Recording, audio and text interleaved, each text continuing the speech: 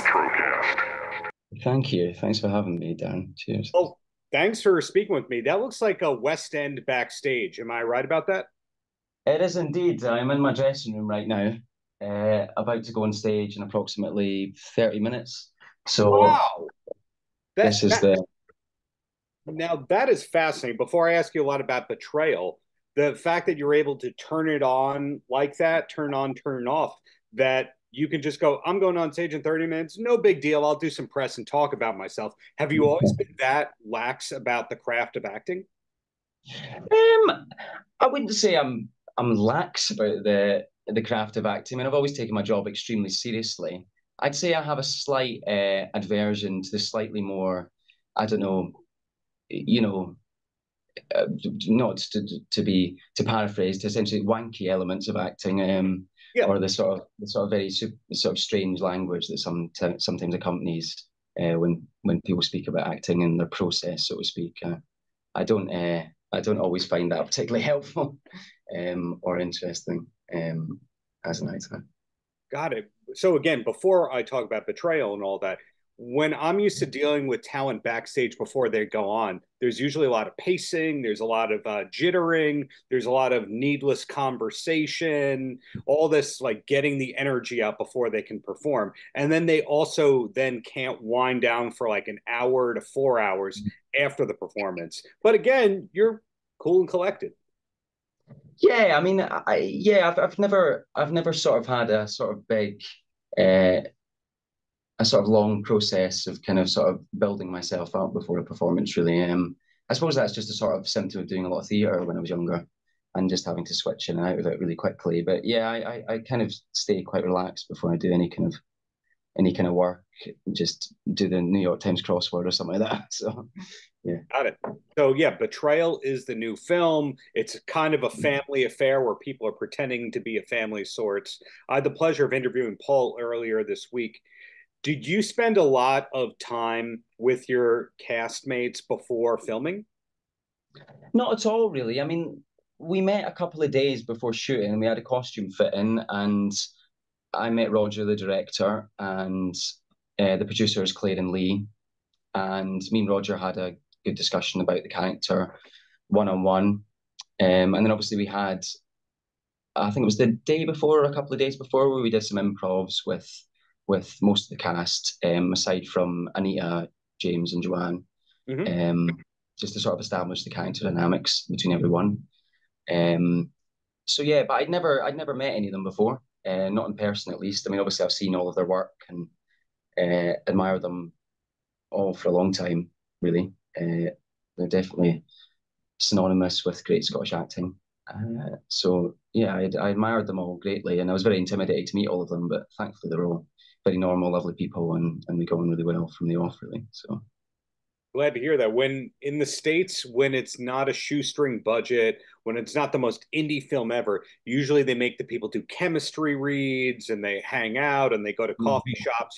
If they're a boyfriend and girlfriend, they hang out and they go to dinner, and it's all on the film studio's dime when they do that kind of thing. But it sounds like you just met at the costume fitting, you knew each other, you did the job, done.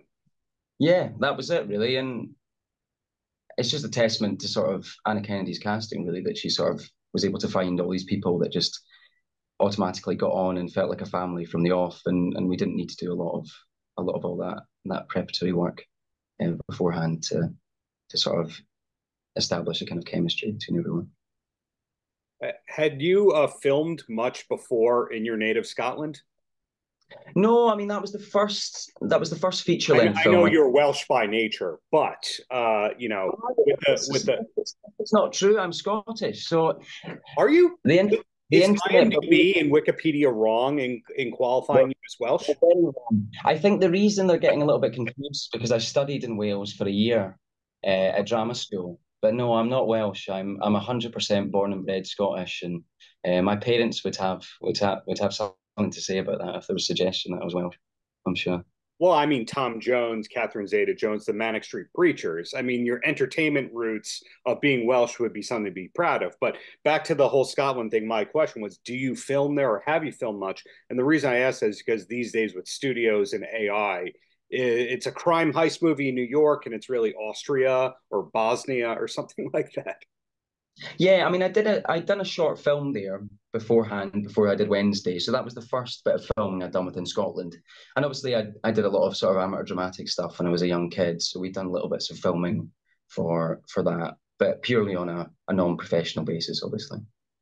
So that's another point right there. Not only do they have your wrong nationality on the internet, because of your theater background, a lot of that is not in IMDb. So, in other words, Yeah. you're this really experienced person that the average person doesn't realize is experienced.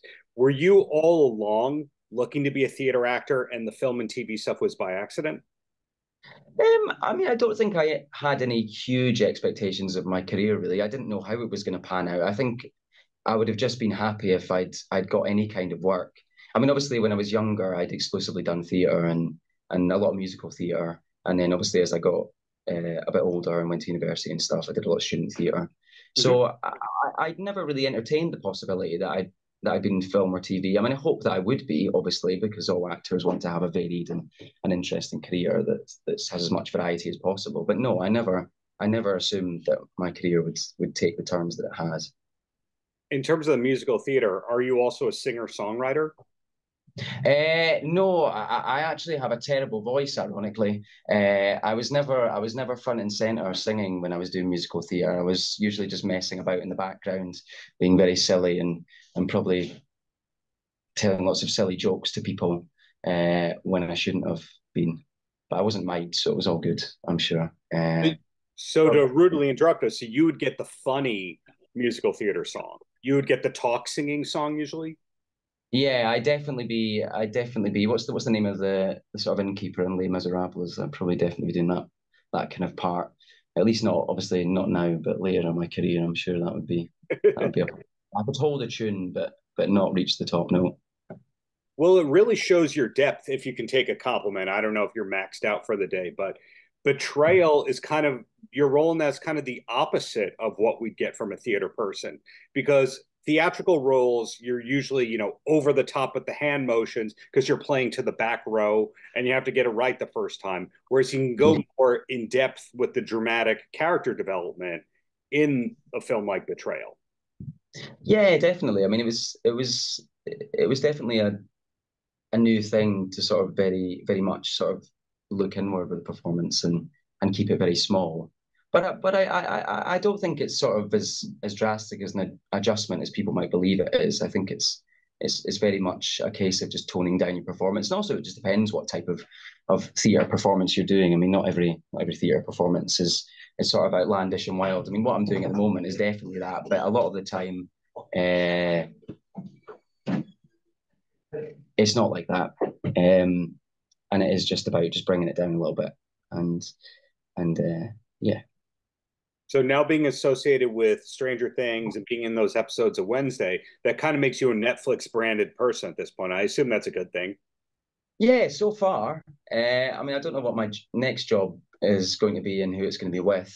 But yeah, they've been very good to my career so far, and I'm very appreciative that they've seen something in me for both of these projects for sure. Well, as a follow up to that, do you know how long you're locked into this current production for, or what's next, or anything like that? Yeah, so I finish in November. Mm-hmm. So I don't really know what's next after that. I just sort of go back to the job of an auditioning actor really and do 100 auditions and hope that one sticks really. So yeah, no idea what happens next, to be honest. I hope I get employed as soon as possible after this contract finishes, but you never know, and you just got to run with the punches of it really. And That's that's the job. fascinating to hear that you still have imposter syndrome at this point in your career.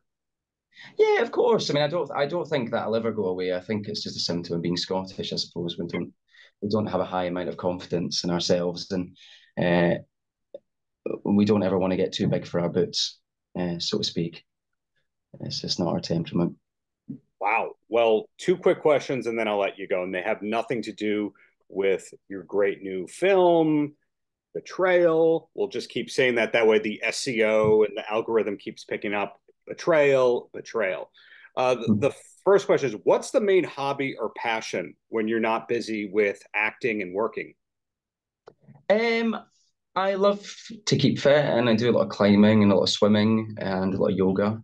Um, what else do I do? I'm a big, massive history buff, so I spend a lot of time watching documentaries. I mean, I just binged a brilliant BBC documentary called Trauma Zone, which is by the wonderful director Adam Curtis, which is all about the fall of the Soviet Union between 1985 and 1999. So it's very dry, but a fascinating period of history that I knew very little about. So I'm a bit of a history buff in that sense, and I'm quite politically engaged, despite uh, sort of talking about that on social media or publicly. Um, Oh, that's not quite mountain climbing or mountain biking no, or not something quite. like I mean, I do a lot of bouldering, but thankfully I've not. Well, I think it'd be fun to maybe climb up a rock face at some point, but it might be a bit dangerous, especially for somebody as clumsy as me. So maybe it's a gift that I'm not doing that. that. Right. Just have a good insurance policy. And the last question, a matter of opinion here. Two of my favorite bands of all time are from Scotland, and those are Teenage Fan Club and Travis. I assume to Oh, you that's old people music, but who, in your opinion, is the greatest Scottish band or musical artist of all time? And you can say Goldie Looking Chain. You can say whoever you want here. No judgment. I mean, I'm obviously a bit biased because these are the types of bands that I grew up with, and also my friends really enjoy, and a lot of my friends are musicians. But I love Biffy Clyro and I love Frightened Rabbit, and anyone that says otherwise, uh, I'll have something to say to. You've got taste there. Biffy Clyro arena band that in the States they play to a thousand people, and then they play arenas everywhere else in the world. The rest of the world is better with music, I would say, than the Americans. Just my opinion. So great taste. Congrats on Betrayal. Hope to eventually see you on a stage and just keep up the great work. Yeah, thanks, man. Cheers. Thanks for speaking to me. Paltrocast.